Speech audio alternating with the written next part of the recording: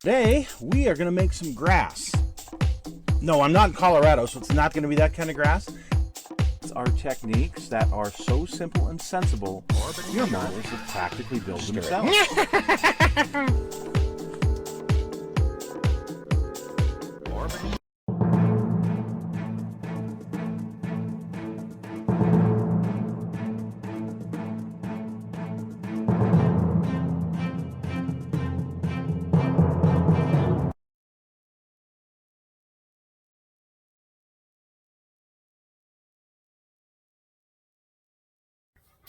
Hello folks, it's Mad Dog Murph. Welcome to the Kit Hoarder Stash. And today I've got another Sherman.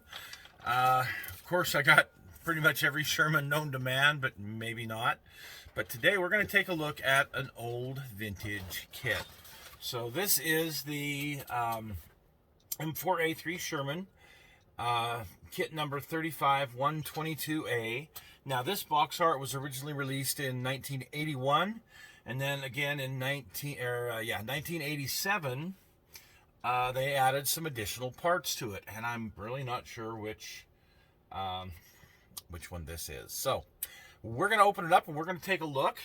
We've looked at some other Shermans recently, and here you've got a few, box figure for a couple figures for it, and this gives you an idea for painting it in the winter scheme and more of a summer scheme. So there you go.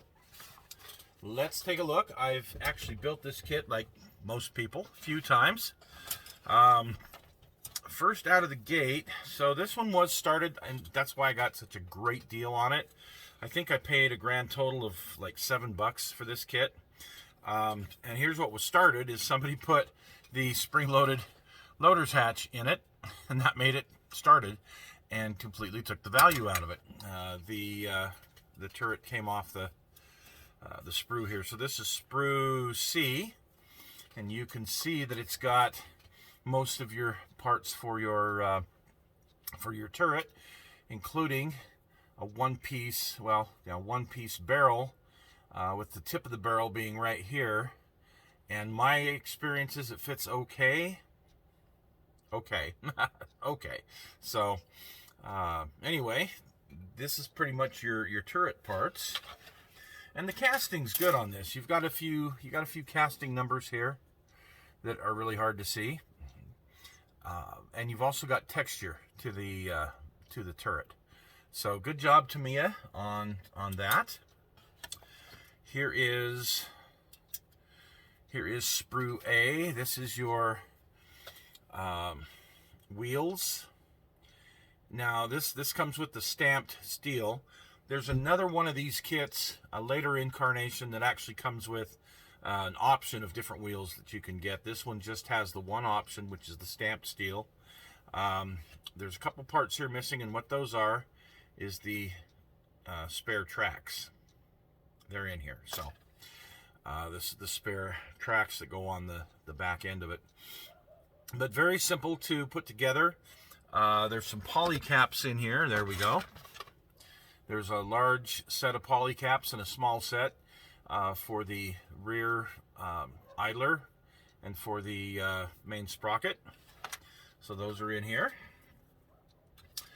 Then you've got this sprue, which is your exhaust, your rear of the engine compartment bulkhead, your transmission cover, which is the one piece, that fold down cargo storage area on the back, your Pioneer tools, a decent modus, it's decent. You can definitely upgrade real easily by some of these nice aftermarket ones. The Azuka 50 cal is stunning.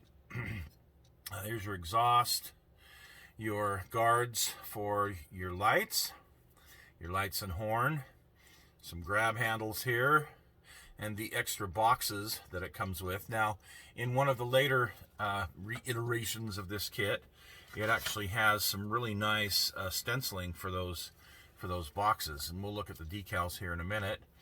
And then two figures, one guy for the one driver figure with goggles, and then one commander figure, which isn't too bad. You know, they're okay. They're real old Tamiya figures. So the hull looks really good to me. The only problem with this kit is it doesn't have sponson covers. At least Dragon will give you, covers for the sponson here. This doesn't. So if you build it with any of these open, you can see right through to the ground here on the side. So you have to kind of make your own sponson covers. But that's really the only drawback I ever found in this kit.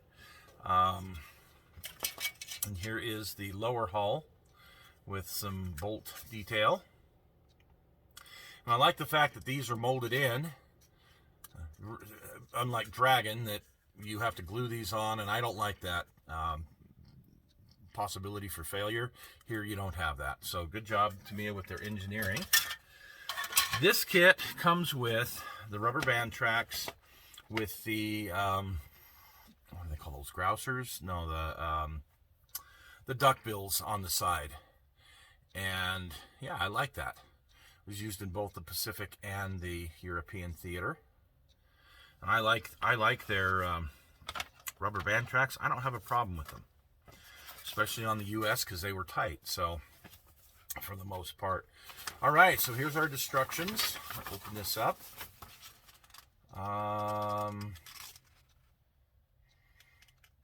Kit number MM222A. There you go.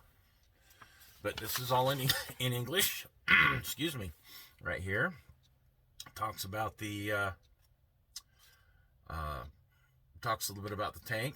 Here, this looks like it's in German. That's interesting.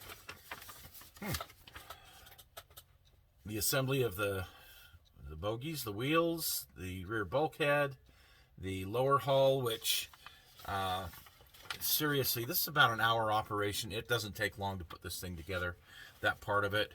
Here's your lower hull, putting the details on, your Pioneer tools and such, painting the figures up, and then building the turret.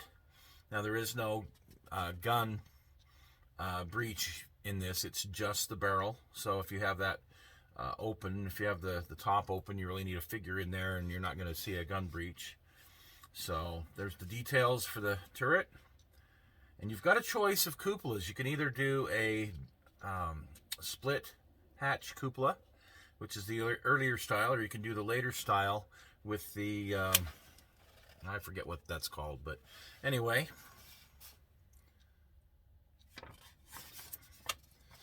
Then putting the tracks together, and I find Tamiya glue works great in gluing the tracks together. You don't have to do the hot knife thing if you don't want to. I hate doing that. And then it shows a little bit of where to put those boxes and decal placement. Now, speaking of decals, somebody had gotten into these. Again, why it was a markdown kit. But he's got the stars and cute little wolf there. But these for the K-ration boxes, which is kind of nice.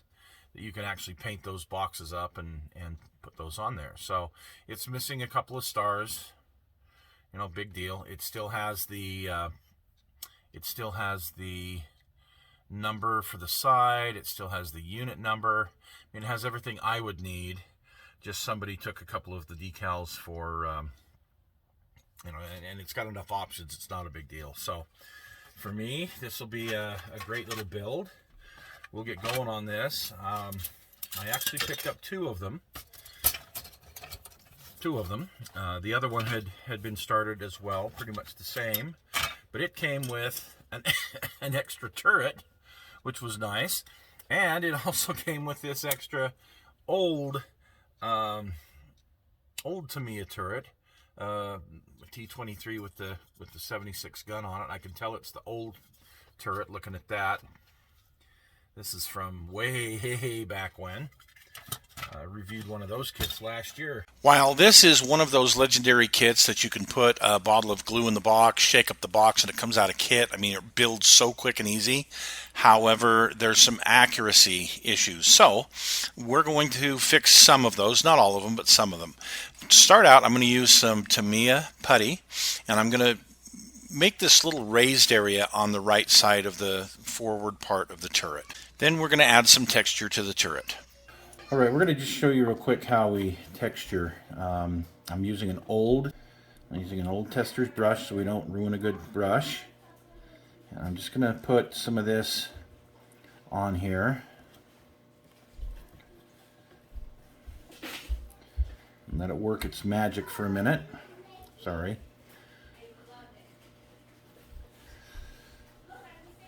And then I'm going to take my brush and do this kind of stuff.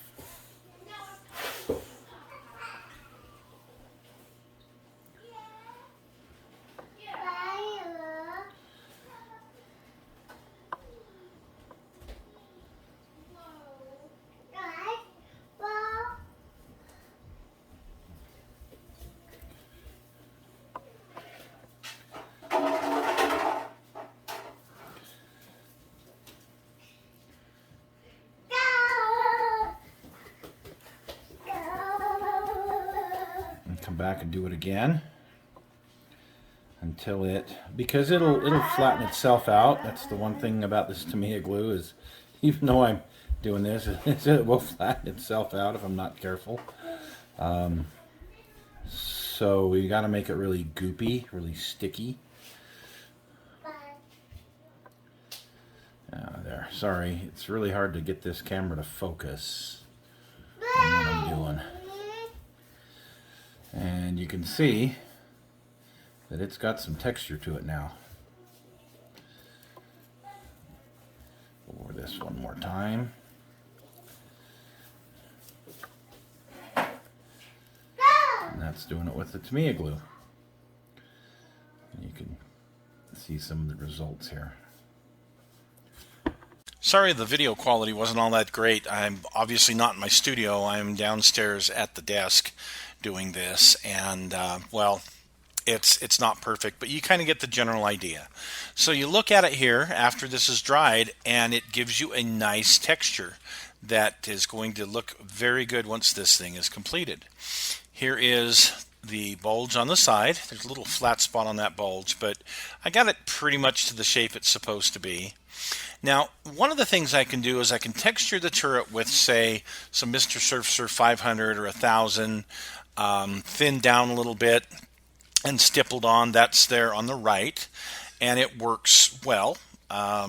It's just fine. And on the left is with the Tamiya ultra thin cement, and you can see again how both of those turned out with both of the little bulges in them.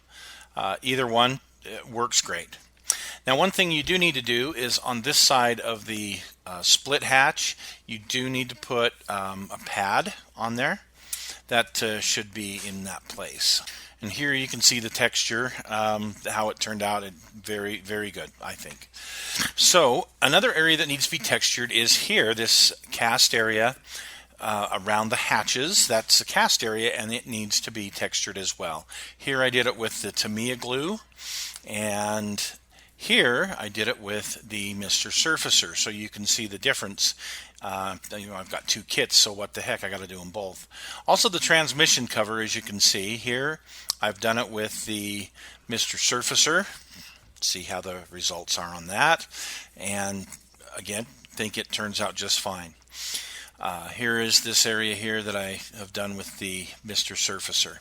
Now, I want you to notice the weld seams here, and we'll talk about those again in a minute. This is the transmission cover done with Tamiya ultra thin cement. I've used xylene before, and that works very, very well. Same technique, and it gives it a very good textured look. Now at this point, I've got to decide what I'm going to do as far as the kits. So I have these star decals, and I wanted to do one of the tanks as a flame tank, or a flamethrower tank. This one that says COED number 40, that's the one that I'm going to do. Unfortunately, when I got my decals out and went to use them, they're so old, they didn't work very well. We'll talk about that in a minute. But I do have these planks that I got from Value Gear, and I'm going to go ahead and use those. They may not be 100% accurate, but I think they look great on here. So for the road wheels, same that I always do. I use a Sharpie and color my road wheels in. Once I hit this with dull coat, they will look just fine. So it's a nice quick way for me to do the road wheels. And you see the kit tracks, to me they are fine. I'm going to do a little bit of work on those in my next video. Now you can see after I've painted this OD how that textured area looks different than the rest of the areas. So that turned out very well, I think. So right here, now fortunately a few miles from my house there's an M4 composite at a museum. So in climbing on that, taking some pictures, there's a few details I picked up, like right here by the filler cap there's a drain hole, and you can see it right there as well. But you can also see the weld seams are not recessed, they're actually raised here on the sides of the tank. And you look at those weld seams here. Yes, I'm going to need to raise those if I really want to be accurate. I probably won't on this particular build, but on the second one that I'm building, I will raise most of those seams, and you can see the little drain hole there in the middle of the picture. Well, thanks for joining us today, folks. We will be doing part 2 and finishing this up real soon.